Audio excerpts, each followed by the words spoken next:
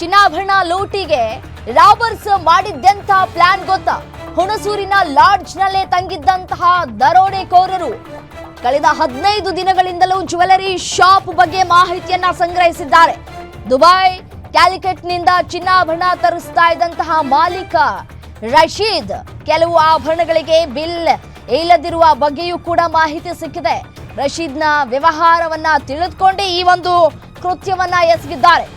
Sky gold and diamond jewellery shop ಇರ್ಲಿಲ್ವಾ security? ನಾನು ಈಗಾಗಲೇ ಹೇಳ್ತಾ ಇದ್ದೆ, ಯಾಕೆಂದ್ರೆ ಆ ದೃಶ್ಯಾವಳಿಗಳನ್ನ ಗಮನಿಸ್ತಾ ಇದ್ರೆ ನಮ್ಗೆ ಅನುಮಾನ ಬರುತ್ತೆ, ಎಲ್ಲಿ ಸೆಕ್ಯೂರಿಟಿ ಇರ್ಬೇಕಲ್ವಾ, ಸೆಕ್ಯೂರಿಟಿ ಇರ್ಲಿಲ್ವಲ್ಲ. ಸೆಕ್ಯೂರಿಟಿಯನ್ನ ನೇಮಿಸದೆ ಇರೋದು ಕೂಡ ಅನುಮಾನಗಳಿಗೆ ವ್ಯಕ್ತವಾಗ್ತಾ ಇದೆ. ರಾಬರಿ ನಡುವೆ ಅನುಮಾನವನ್ನ ಹುಟ್ಟಿಸಿದೆ ಮಾಲೀಕನ ನಡೆ. ಮಾಲೀಕ ರಶೀದ್ ಮತ್ತು ಸಿಬ್ಬಂದಿಯನ್ನ ವಿಚಾರಣೆಯನ್ನ ಮಾಡ್ತಾ ಇದ್ದಾರೆ ಪೊಲೀಸ್ನವರು. ಇಲ್ಲಿ ಇನ್ನೊಂದು ಪ್ರಶ್ನೆ ಮೂಡುತ್ತೆ, ಇನ್ಸೈಡ್ ಇನ್ವಾಲ್ವ್ಮೆಂಟ್ ಈ ಒಂದು ದರೋಡೆ ಪ್ರಕರಣದಲ್ಲಿ ಇದೆಯಾ ಅನ್ನುವಂತಹ ಸಹಜ ಅನುಮಾನ ಮೂಡುತ್ತೆ.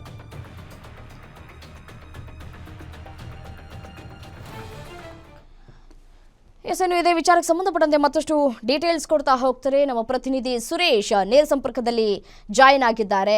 ಸುರೇಶ್, ಇವರು ಈ ಒಂದು ದರೋಡೆಯನ್ನ ನಾವು ಗಮನಿಸ್ತಾ ಇದ್ರೆ ಎಲ್ಲರೂ ಕೂಡ ಎಕ್ಸ್ಪರ್ಟ್ಗಳು ಅನ್ನೋದು ಗೊತ್ತಾಗ್ತಾ ಇದೆ. ಮತ್ತೆ ಕೇವಲ 4 ನಿಮಿಷದಲ್ಲೇ ಚಿನ್ನಾಭರಣವನ್ನ ಕದ್ದು ಎಸ್ಕೇಪ್ ಆಗಿದ್ದಾರೆ. ಇನ್ನೊಂದು ಅನುಮಾನ ಏನಪ್ಪಾ ಅಂತಂದ್ರೆ, ಸೆಕ್ಯೂರಿಟಿ ಗಾರ್ಡ್ ಅನ್ನ ಯಾಕೆ ನೇಮಕ ಮಾಡ್ಕೊಂಡಿಲ್ಲ ಇಷ್ಟು ದೊಡ್ಡ ಶಾಪ್ ಮುಂಭಾಗ ಅನ್ನುವಂತಹ ಪ್ರಶ್ನೆ ಮೂಡುತ್ತೆ.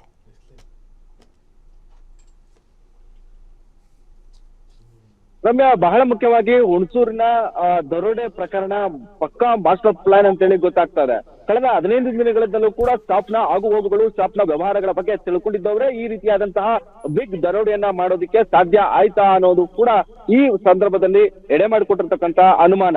ಜೊತೆಗೆ ದುಬೈ, ಕ್ಯಾಲಿಕಟ್ನಿಂದಲೂ ಕೂಡ ಚಿನ್ನಾಭರಣವನ್ನ ಖರೀದಿ ಮಾಡಿ ತರ್ತಾ ಇದ್ರು. ಕೆಲವುಗಳಿಗೆ ಬಿಲ್ ಇದ್ರೆ ಇನ್ ಕೆಲವುಗಳಿಗೆ ಬಿಲ್ ಇರ್ತಾ ಇರ್ಲಿಲ್ಲ. ಬ್ಲಾಕ್ ಗಳಲ್ಲಿ ಚಿನ್ನಾಭರಣವನ್ನ ಏನು ಮಾಲೀಕ ತರಿಸ್ತಾ ಇದ್ರ ಅನ್ನೋದ್ರ ಬಗ್ಗೆ ಕೂಡ ಮೈಸೂರಿನ ಜಿಲ್ಲಾ ಪೊಲೀಸರು ತನಿಖೆಯನ್ನ ಮಾಡ್ತಿದ್ದಾರೆ.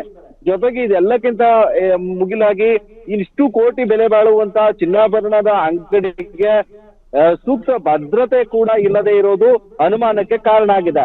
ಯಾಕಂದ್ರೆ ಪ್ರತಿಯೊಂದು ಚಿನ್ನಾಭರಣ ಮಳಿಗೆಯಲ್ಲೂ ಕೂಡ ನಿವೃತ್ತ ಮಿಲಿಟರಿ ಆಫೀಸರ್ಗಳನ್ನ ನೇಮಕವನ್ನ ಮಾಡಿಕೊಂಡು ಕಾಮನ್ ಸೇಫ್ಟಿಗಾಗಿ ಅವ್ರ ಹತ್ರ ಬರುತ್ತೆ. ಆದ್ರೆ ಇಲ್ಲಿ ಏಕಾಏಕಿ ವೆಪನ್ ಅನ್ನ ಹಿಡ್ಕೊಂಡು ಸೆಕ್ಯೂರಿಟಿಯನ್ನ ಇಲ್ಲದೆ ಅಂಗಡಿಯ ಒಳಗೆ ಪ್ರವೇಶ ಮಾಡಿದಂತ ಸಂದರ್ಭದಲ್ಲಿ ಆದಂತಹ ಅವಘಡ ಕೋಟ್ಯಾಂತರ ರೂಪಾಯಿ ಚಿನ್ನಾಭರಣವನ್ನ ಲೂಟಿ ಮಾಡೋದಕ್ಕೆ ಅನುವು ಮಾಡಿಕೊಡ್ತಾ ಮಾಲೀಕನ ಲೋಪ ಅನ್ನೋದು ಕೂಡ ಕಾರಣ ಆಗಿದೆ.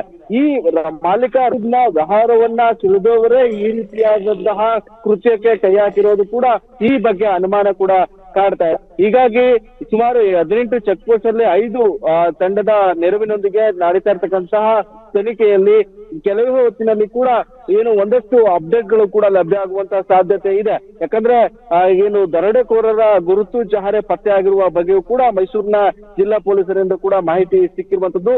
ಹೀಗಾಗಿ ಮೈಸೂರಿನ ಹೊರವಲಯದ ಹುಣಸೂರಿನ ಲಾಡ್ಜ್ನಲ್ಲಿಯೇ ಈ ಆರೋಪಿಗಳು ತಂಗಿದ್ರು. 5 ಜನ ಆರೋಪಿಗಳು ಕೂಡ ಅಲ್ಲಿಯೇ ತಂಗಿ ಚಲನಾವಲನಗಳನ್ನ ನೋಡ್ತಾ ಇದ್ರು. ಸೆಕ್ಯೂರಿಟಿ ಎಷ್ಟಿದೆ, ಸೆಕ್ಯೂರಿಟಿ ಟೈಟ್ ಇದೆಯಾ, ಸೆಕ್ಯೂರಿಟಿ ಲೂಸ್ ಇದೆಯಾ, ಈ ಎಲ್ಲದ್ರ ಬಗ್ಗೆ ಕೂಡ ತನಿಖೆಯನ್ನ ಕೂಡ ಮಾಡ್ತಿದ್ದಾರೆ. ಜೊತೆಗೆ ಜನರು ಚಿನ್ನಾಭರಣವನ್ನ ಖರೀದಿ ಮಾಡೋದಕ್ಕೆ ಶಾಪ್ನಲ್ಲಿ ಒಳಗೆ ಇರುವಾಗ್ಲೇ ನಡೆದಂತ ಕೃತ್ಯದಿಂದಾಗಿ ಹುಣಸೂರಿನ ಜನತೆ ಬೆಚ್ಚಿ ಬಿದ್ದಿದ್ದಾರೆ. ಜೊತೆಗೆ ಇವರೆಲ್ಲರೂ ಕೂಡ ಪಕ್ಕಾ ಪ್ಲಾನ್ ಅನ್ನ ಮಾಡಿಕೊಂಡು ಪಕ್ಷ ಗ್ಯಾಂಗ್ ನಿಂದಲೇ ಈ ರೀತಿಯಾದಂತಹ ಕೃತ್ಯವನ್ನ ಎಸಗಿರ್ತಕ್ಕಂಥದ್ದು. ಈವರೆಗೂ ಕೂಡ ವೆಪನ್ ಎಲ್ಲಿಂದ ಬಂತು, ಈ ಮೊದಲು ಕಳ್ಳತನ ಪ್ರಕರಣದಲ್ಲಿ ಎಲ್ಲರೂ ಕೂಡ ಭಾಗಿಯಾಗಿದ್ದವರ ಅಥವಾ ಪ್ರೊಫೆಷನಲ್ ಕಳ್ಳತನವನ್ನೇ ಇವರು ಜೀವನವನ್ನಾಗಿ ಮಾಡ್ಕೊಂಡಿದ್ದಾರ, ಎಲ್ಲದ್ರ ಬಗ್ಗೆ ಕೂಡ ಪೊಲೀಸರು ತನಿಖೆಯನ್ನ ಮಾಡ್ತಿದ್ದಾರೆ. ಹುಣಸೂರಿನ ಲಾಡ್ಜ್ನಲ್ಲಿಯೇ ತಂಗಿ ಈ ಪಕ್ಕಾ ಪ್ಲಾನ್ ಅನ್ನ ಮಾಡಿಕೊಂಡು ಗ್ರಾಮದ ಹಳ್ಳಿಗಳ ರಸ್ತೆಗಳಲ್ಲಿ ಎಸ್ಕೇಪ್ ಆಗಿರ್ತಕ್ಕಂಥದ್ದು.